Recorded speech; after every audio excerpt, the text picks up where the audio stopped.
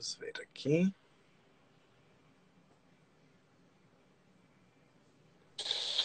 Oi, Oi, boa noite. Tudo bom, tudo Ilan? bem? Tudo bem, Dê?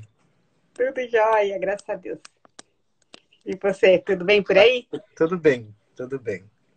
Tinha que vir essa quarentena para a gente se encontrar. Eu acho que desde que a gente se conhece, a gente nunca se falou tantas vezes como depois que começou a quarentena, Verdade, né? verdade, verdade verdadeira. Ah, que bom, viu? Obrigada por aceitar o nosso Ah, convite. é um prazer. Eu vou esperar um pouquinho as pessoas irem entrando e vou contando aqui um pouco o que foi essa ideia que está fechando hoje com chave de ouro. Mas vou contar aqui para quem está entrando. Eu sou Denise do Clube de Leitores Ataba, que é um serviço de assinatura de livros infantis. E desde que começou o tempo do nosso isolamento, a gente vem fazendo uma série de ações em torno da leitura, das conversas sobre livros. Então, a gente fez a leitura do livro Matilda em capítulos, cada dia um leitor diferente. E aí foram 21 dias, o Ilan leu também um capítulo, foi muito legal. Está salvo lá no nosso GTV. Ontem eu recebi uma mensagem no meu perfil pessoal de uma mãe dizendo assim, ó, hoje nós acabamos de ouvir Matilda e foi uma experiência muito bacana. E uma foto da menina com o livro na mão, achei demais. E teve escolas, inclusive, que colocaram a escutar o Matilda, essas leituras, como atividade das crianças em casa. Então, acompanhar esse livro. E aí, quando acabou o Matilda, a gente pensou numa outra maneira de continuar essas leituras online, apresentando contos de tradição oral brasileiros, porque a gente, no geral, o público conhece muitas histórias em livros que são histórias de tradição oral de outras culturas, né?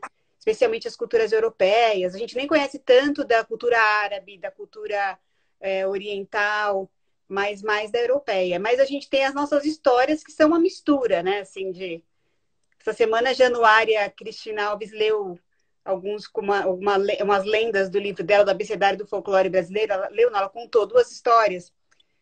Ela leu duas histórias, não eram lendas, não. Maria Gomes e acho que era Bicho de Palha, alguma coisa assim. E as duas histórias são histórias que têm vários elementos que se misturam, né? Porque você reconhece Cinderela, você reconhece Pele de Asno, enfim. Tem muita coisa legal aí nessa mistura. E a gente fez o convite aí todos os dias, um leitor diferente foi lendo, durante o mês de abril, um conto de tradição oral brasileira. Foi um jeito da gente viajar sem sair de casa pela nossa cultura. E hoje, que é dia 30, último dia, a gente convidou o Ilan para encerrar aí a nossa temporada de histórias lidas em voz alta por tantos leitores generosos aí, Ilan. Obrigada, viu? Ah, imagina, é um prazer. Adoro contos tradicionais. Aliás, eu Ah, tenho contos tradicionais árabes, budistas, indianos, bem eu diferentes, adoro assim. aquela sua coleção da Brink Book. As É pérolas da, budistas, as pérolas, esse, né? é da Escarlate, que a parte mais dos leitores Isso. maiores da Book. E agora estão migrando, vai migrar os 14 pérolas judaicas, está indo para a Moderna agora. E com o passar dos anos vão migrar para lá também. Ah, legal, essa coleção é ótima. Obrigado, Ilan. A gente, nessa leitura, a gente sai da Tá? transmissão e deixa é, Tá bom. que você faça essa leitura, porque a conexão fica melhor e as pessoas também podem aproveitar mais a experiência de te ouvir. Tá bom? Tá bom. Obrigada mais uma vez, viu? Obrigado, Dê. Obrigado, viu? Boa noite para vocês que vão ouvir essa história também. Tchau.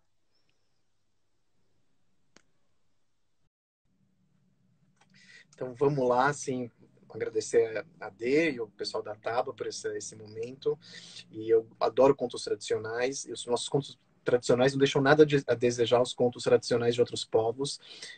A gente tem o Câmara Cascudo, Silvio Romero, pessoas que fazem hoje, né, uma literatura de contos tradicionais também contemporânea, como o Ricardo Azevedo ou Elisa Prieto. E eu separei aqui um livro que chama Viagem ao Redor do Mundo, em 37 histórias, viaja ao redor do mundo em 37 histórias, e são histórias de vários lugares, inclusive do Brasil, tem da Grécia, da Rússia, da China, da África e do Brasil. Eu separei um conto, que é um conto tradicional brasileiro, bem brasileiro, mas que ele é universal. Todo conto tradicional, ele é universal. Então vamos para o conto, espero que vocês gostem. Eu adoro essa história. Depois, quem quiser escutar mais histórias brasileiras, é só procurar esse livro e outros tantos, tá? Então vamos para a história. O nome da história é Quem é o Dono do Ovo? Houve uma época em que a Dona Onça morava embaixo do mesmo teto da Dona Raposa. As duas se davam super bem, sem brigas nem reclamações. A dona onça criava um galo, isso é importante. Já a dona raposa criava uma galinha, registrem isso também. A dona onça criava um galo e a dona raposa criava uma galinha. Sempre que as duas comadres saíam, o galo e a galinha eram deixados dentro de um cesto fechado. Num final de tarde, como sempre, as duas comadres chegaram do seu passeio, abriram o cesto e... Olha! Olha! Gritou a raposa. Dentro do cesto havia um ovo branco reluzente. É meu! Gritou a onça. Imagina só! Esse ovo foi a galinha que pôs. Portanto, ele é meu, retrucou a raposa. Galinha? Que nada! Esse ovo pertence ao meu galo, esbravejou a onça, arreganhando os dentes. A discussão se alongou por horas. Então, a onça pegou o ovo e decidiu que os outros animais da floresta julgariam o caso. Ainda bem que não foi o Supremo. O primeiro animal que encontraram foi um veado campeiro. A onça se aproximou, montou seus afiados dentes e perguntou: Meu amigo apetitoso, encontramos esse ovo dentro de um cesto. Lá estava o meu galo e a galinha da dona raposa. A quem pertence o ovo? O coitado do veado campeiro não parava de tremer. Olhou para a onça e disse: É claro que é do galo. A onça não teve nem tempo de agradecer. O animal partiu como um raio. Está vendo, comadre? 1-0 para mim, disse a orgulhosa onça. Olha lá uma paca, disse a raposa. A onça deteve a paca, aproximou-se e, antes de perguntar, passou a língua pelo rosto do pequeno animal. É claro que o ovo é do galo, respondeu ligeira a paca. A onça não se continha de felicidade. 2-0. Satisfeita, comadre?